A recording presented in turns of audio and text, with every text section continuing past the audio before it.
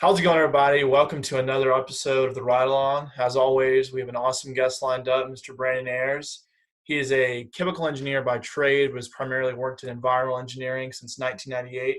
He did about 10 years in chemical following graduating college, and spent the last 12 doing pulp and environmental engineering as well. He's worked on the environmental side, the production side. He's now a senior environmental engineer. He has, a lot of good insights on what it's like working for massive engineering firms, as well as the process of, breaking down some of those misconceptions people have about engineering. So we're really excited to have you here. Thank you again for coming on. That's good to be here. Thank you. So kind of the first question I wanted to ask is, when I was in ninth grade, I thought I wanted to be an engineer, even though I had no idea really what it meant to do engineering.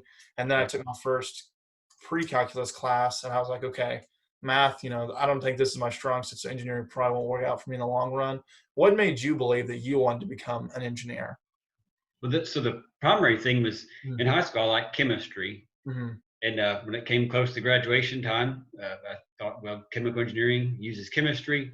That's what I'll get into. So in the first year at the university, I really enjoyed my engineering classes, but I didn't care too much for chemistry.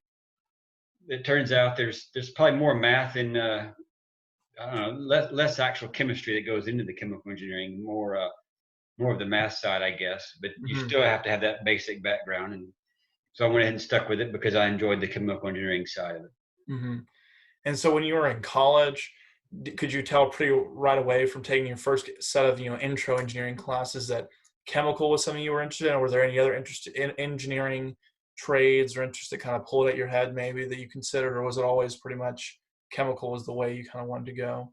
Yeah. So the main thing I considered was mechanical engineering because I realized in college that I enjoyed physics more than chemistry, and Gotcha. mechanical engineering deals more with physics. So that Mhm. that would be I kind of would, if I could go back, I'd probably would have started in that and just stuck with it. But Mhm. in those days, you picked your major and went into it.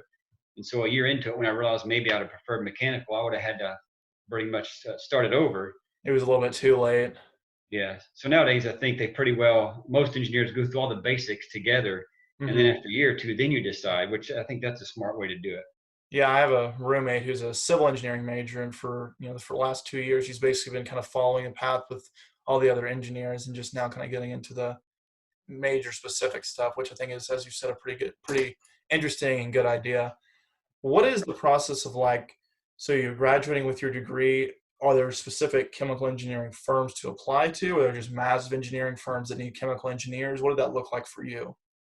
There's both. I actually got into it by way of just I got into a firm that had lots of engineers. My Mhm. last semester, my last year in college, I did take an environmental methodology class in the engineering department, and I really enjoyed that. And as it turns out, a girl that graduated before me, she was working for an engineering firm doing environmental work down in Baton Rouge. They needed more engineers, so that's how I got in down there. They within a year they had me inside a major chemical manufacturing facility, and within a few months after that, the company hired me. So I, Mhm. I went from a consultant right into industry pretty quickly. But Mhm. so that's one route. A lot of people go into the consulting route first, but it's also pretty common to get straight into industry, as we do lots of co-ops and recruiting straight from the universities. Gotcha. So what is it like, entry level position? What does your day to day look like there versus what it looks like today at your senior environmental engineering position? There's it's probably maybe more busy work when you start off, but at least at my company now, we do a pretty good job of, even with interns, we kind of give them a mix of data mining and kind of stuff Hmm. that seems kind of busy, but it was stuff I'd be doing anyway. Hmm. But then we also try to give them a good peppering of projects too, like Hmm. that can last longer and really make a difference. And so that's at least, like I said, where I work, we do that, and I think it's a pretty good representation of what it's going to be like when you actually get to work. And so now for you today, like what is your daily life? You obviously, pre-coronavirus, everything is a little bit different now than it was 5, 6 months ago, but you would go to the office, sit down at your desk, and then what happens? Right. So the past few weeks, my desk has just been at my house, not at Right. work. It's not too different.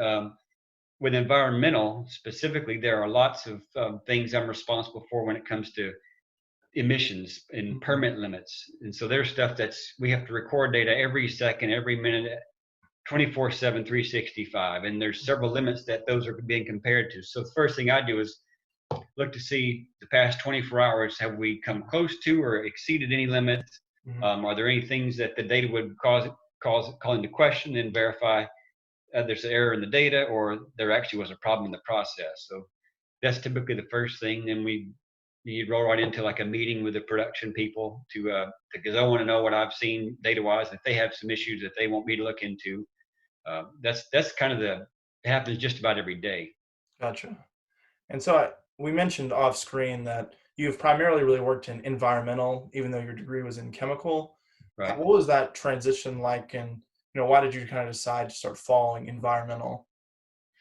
Well, so it may be easier to talk about if you think of the environmental engineering field, or just the environmental field in general. Mhm. You have a lot of chemical engineers that get into environmental work. You also have a lot of civil engineers that get into environmental work.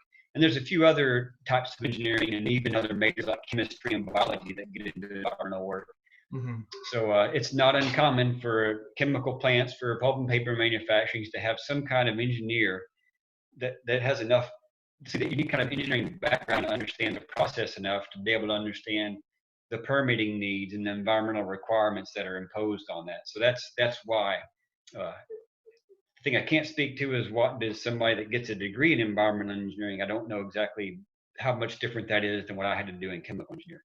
Yeah, that's an interesting point. So I kind of segued into what my next question was how different is what you're learning in school versus like an environmental degree, a chemical degree, civil, and so on? Like, what are the major differences that you saw while you were in school?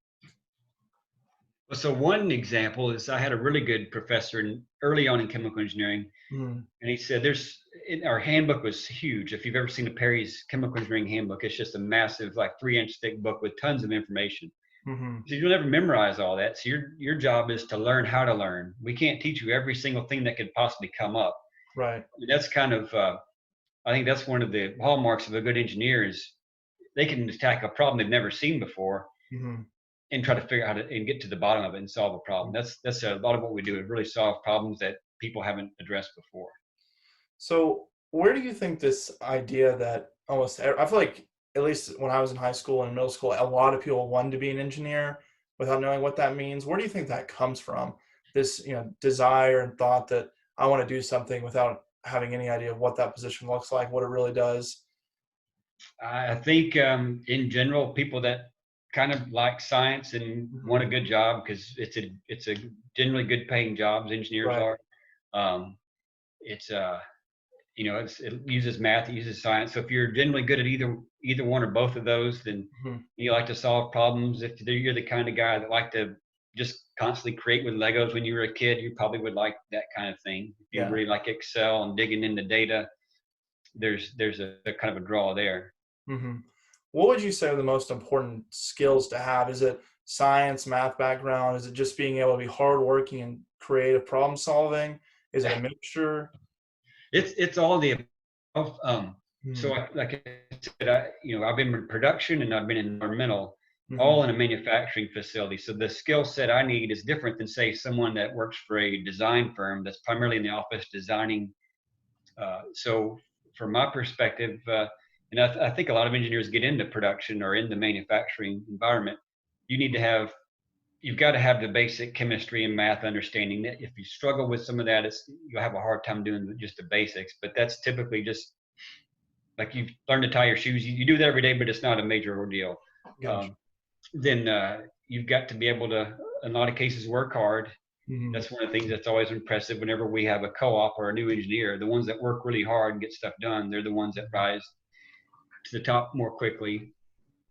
And particularly in the environment, in manufacturing environment, there's people skills are really important Okay. because the operators running the facility typically have a high school diploma, maybe some kind of a bachelor's degree or other degree, Hmm. but they're not engineers. They don't talk the same language you do. They don't think necessarily the same way, but they know their stuff. Right. And so you've got to be able to speak to them and relate to them If you just come in as an engineer because, oh, I've got a degree, I know what I'm doing, just listen to me, you'll never gain traction, and Yeah. all your expertise is useless if people don't trust you and they can't talk with you. Hmm. So on a day-to-day basis, how much math would you say you really do? And is it anything like what we're really learning in school, or is it more kind of on-the-job training sort of math? Like, what does that look like? For environmental, I would say it's not that much. I mean, Hmm. differential equations and integration and things I had to do in college. Hmm. Occasionally, there'll be some emission factors or some kind of way to estimate emissions where that's used, but Hmm. typically someone's already done the hard work, and that's just a matter of me copy and pasting a formula in Excel or something. It's not there's not a whole lot of deep math, I guess I would say, on a daily basis. What does the typical job hierarchy look like, at least from your company's perspective? What's the right out of college position, and then what does the progression look like from there?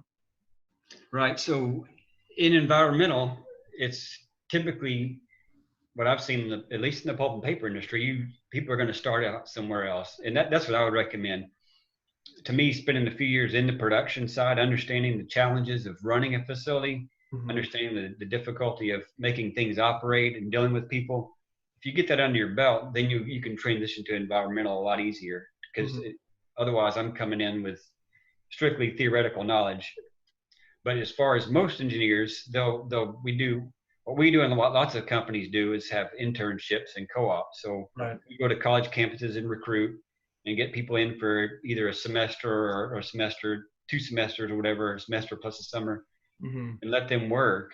And so that's great because, as I mentioned, some of the stuff they do may seem like busy work, but really a lot of it is stuff that needs to be done. So they're actually contributing right off the bat, and so it's Okay. good for them, and it's good for us because we're actually getting benefit from them. Hmm.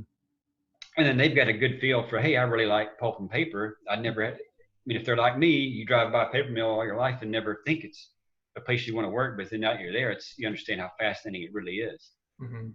So it gives them a chance to say, it would give a person interning to say, hey, this really is a really cool place. I had no idea. I like Hmm. it. And when I've seen it happen. So And so then, do a lot of people expect from their internship probably to get maybe a full-time offer from the company, and they kind of usually pursue that? Is that the industry standard, or? that's pretty common. Yes. And so we're a rather large paper mill that I work at. So Mhm. oftentimes we'll have 3 to 4 interns or co-ops at one time. And so typically 1 or 2 of those is going to demonstrate that they really have the ability, and they're basically doing as much as they can, almost like a full-time employee. Mhm. So we're just waiting for them to graduate so we can make an offer. That's Okay, that's that's not uncommon. gotcha. And so then, once someone accepts that offer and they're just getting started as a new engineer, what are the next positions that they would find themselves getting if they demonstrate, how hardworking they are and how good they are? So typically in a production environment, they'll go into one section of the mill, Mhm. and it would be similar in a chemical industry or any other industry. You'll go into some unit you'll be assigned to, and typically you're going to be the bottom guy, and you Right. may get the least desirable jobs. Um, to me, it's kind of like, this is probably not what they would officially say, but more or less what happens is you kind of got to pay your dues by doing the tough Mhm. jobs first. A lot of times it would be like a shift supervisor. So you get put in a rotation where you're working 12-hour nights, 12-hour days, Woo. rotating shift back and forth. You do Mhm. that for a couple of years, but then there's no replacement for that experience you gain in that short amount of Mhm. time. You know the crews, you understand what it's like for the operators. Mhm. You learn way more about how the process works than you ever would otherwise. So Mhm.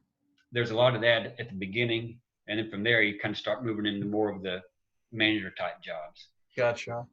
So, from your experience working, you've been involved in engineering really since 1998. There's been tons of technological changes, innovations that have gone through. What have you seen as been the most substantial changes to your daily operations and just engineering as a whole? Well, that's the It's hard to kind of narrow one down probably because there's been so many. yeah. I mean, there's just going from. I mean, when I started, we carried pagers. I mean, that's one thing. Yeah, So if somebody that's wanted it to get us, now. they had to know our pager number. Hmm. So I mean, it's hard to remember that far back, but it's true. So yeah, just been able to to call and text questions or concerns, whether I'm here, whether I'm on vacation, to be able to respond quickly. That's something that wasn't there when I Mhm. started 22 years ago. Wow. Being able to take So a computer home and log right into the process from home is convenient. yeah, definitely that makes a lot of sense. What do you see? Is there anything that's going to really change in the upcoming future?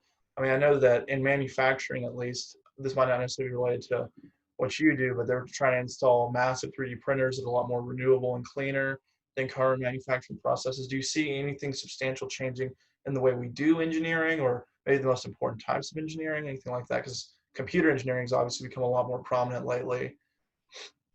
Right. There's I think there'll be a continued push for more automation Hmm. to be able to do things with less people Hmm.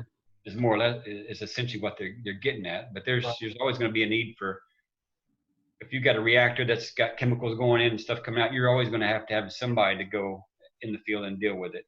Hmm. How many engineers do you guys have working full time at your firm? Let's see. So I'm at a pulp and paper facility with Mhm. about 700 people. I'm trying to remember what the current count is. There's probably 50 or more engineers. Hmm. A lot of them are chemical, and Wow, there's a few other types. gotcha. And so, in your role now, you're kind of a senior manager over a group of engineers or a certain area of the plant. How does that work? So I'm in the environmental group. We have a Mhm. environmental manager. She's actually over environment and a few other things. And there's Gotcha. three of us that are called environmental engineers that work for her. So there's a the environmental department is more or less four people. Hmm. So without getting too into the details, environmental departments are typically going to be divided into air, waste, and water because those are the three major media that are regulated. So I deal with the air side of the regulations. Gotcha. That's funny. Fits with the last name and everything. Yeah. Uh, so whenever you were, kind of making your transition into that, did you always do air? Is that something that you just kind of had to fill a need for? How does that work? And who do they choose to be in those different positions? Well, so in this case, most of my background when I was in chemical industry, well, actually was across the board. Hmm. When I came into the pulp and paper industry 12 years ago, there was immediate need for somebody to do waste and water. So I jumped into that. A lot of that was kind of new to me, especially from the pulp and paper side. So I Right. did that for several years. But then as a group, we kind of talked about kind of rotating around to do some cross training, Hmm. which is really helpful because all three of us have a lot of experience across all media. So we can back each other up. We can kind of cover each other if somebody's out and something pops up. Hmm. So it's really just a matter of trying to keep ourselves sharp and kind of rotate around, really. I know when I was reading to prepare for this interview, just about engineering in general, it seems like you have lots of engineers who will do engineering for a little bit and then transition to something in more of the business side and go back and get an MBA or something like that. Do you think that's a pretty widespread practice, or why do you think people do that? Where do those motivations come from? I think it's not uncommon. Hmm. I believe more that the engineers that probably have more of the mind to want to be management and upper management. I think they're going to be the ones that more pursue that. I really enjoy just the day-to-day nuts and bolts of the environmental side. So that's kind of where I've kept my focus, really. Hmm. How much of it is like, you know, how much change do you see coming from your plant? Obviously, waste management is different, but are you in not necessarily making new stuff, but are you seeing constant new implementation of the stuff you all are working on a day-to-day basis? Like, where does that come from? Is new regulation something that you have to continually look out for? Yes, there's regularly either new regulations or changes to existing regulations that when that happens, you've got to figure out, okay, what were we doing to comply with the old one, and how is that going to change what we do in the future? Right. And then sometimes a small change in the way they're going to run the mill may have major permanent impacts, and then there's sometimes major changes have minor impacts. So it's a Hmm. matter of digging in, understanding what are the consequences to what it is we're doing, whether it's big or small. So now with coronavirus going on, obviously, how have you seen your role really change? Because is the mill or the paper and pulp, is it running right now? Like, does that change how waste management works?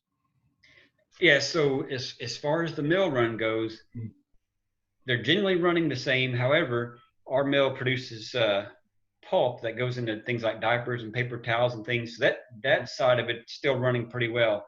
Mhm. We have another machine that produces primarily office paper, and with everything being shut down and schools closed and a lot less printing going on, that actually has been idled for probably a little while now. So Wow. that doesn't really change the environmental side, because environmental stuff comes more from the chemical and the actual process, the cooking of the pulp side. Gotcha. And so that's been still going on, is the cooking of the Right. pulp and everything. Yeah. So my job requirements really have been the same, and maybe increased a little bit as a Mhm. result. Do you think there's going to be any substantial changes that come about from COVID-19 just in engineering in general? Do they add safety precautions or anything like that are going to come about, or things will start returning to normal in a couple months? It'll all depend really on the economy, not so much as I don't think there'll be much safety wise Hmm. directly related to the virus, other than we've got when you walk into the mill now, you've got to get a temperature check, and Right. there's a few things, but in a paper mill and in any other in manufacturing facility, a lot of times you just can't avoid being in close quarters with people. That you can do there. Hmm. What advice would you give to someone who's, a prospective, they're at senior in high school, junior in high school, they want to go into engineering, or they're a college student? What would you say is the things they need to know before they make that career decision? I would say, if you have a solid math background, I mean, if you feel comfortable doing math, calculus, whatever it is that you get to in high school, if chemistry, physics, whatever, if you like the sciences too, then Hmm. there's a good chance you'll enjoy and do well in engineering. I would say do a little bit of research. Like for my example, I really ended up liking physics more, so I Right. think mechanical would have fit better. But there's some of that pre-work you could probably do. But really, the way the universities are structured now, where you get a year or two of just the basics in engineering before you have to choose, I think it's almost impossible to go wrong if you really feel like, hey, engineering sounds good to me. And once you pass that, threshold of taking those intro classes, is it all just pretty much taking stuff specific to your major? And how different does that look versus other majors? Obviously, things have changed probably since when you were in college, but from what you know now, I guess. Yeah, because you'll get into like reactor design and thermodynamics and things like associated with chemical engineering that would not be in other engineerings, and mechanical would get into different types of things, and civil engineering would have other focuses as you get deeper in. Mm-hmm. So that, and going back to your previous question, I would also say once you get in there and you think you know your major, that's when you need to start looking at these career fairs that come around when the employers are coming out looking, try to get your foot in the door at any place, as an intern, as a co-op. Mm-hmm. Take advantage of that situation. It's a win-win for the business. It's a win for the student. It's kind of I mean, it's the way to go in my mind. Awesome. Well, I don't want to take up too much of your time today. I really appreciate you coming out. But my final kind of question is, if you could look back on your years of experience at your 18-year-old self and give him a specific line of advice from all the amazing insight you've gained, what would be that, sentence of earthly wisdom now that you've had? I would say it really. I mean, if you be a problem, see out of your league, I guess. If there's a problem, you think, man, I have no idea where to start. Mm-hmm. Be willing to tackle those problems. I feel a lot more confident after all these years of experience when somebody says, "Hey, can we do this?" I really don't know if we can, but I'm going to give it a shot. And the success you gain from taking those risks is huge. And so I wish I would have done more of that earlier. So I would say and those are the kind of students that really stand out to us, the ones that aren't afraid to take on projects that are probably bigger than they can handle, but they do it anyway. And you're always surprised at how much you can do. Awesome. Well, thank you again. We really appreciate it. This was really insightful for me. For the longest time, I've never really understood the whole engineering process, and this is actually kind of giving me some good insights as well. So, again, to all our viewers and stuff like that, make sure you guys are following us on social media at The Ride Along on both YouTube and Instagram. Once again, thank you. We really appreciate it. All right. Thanks a lot.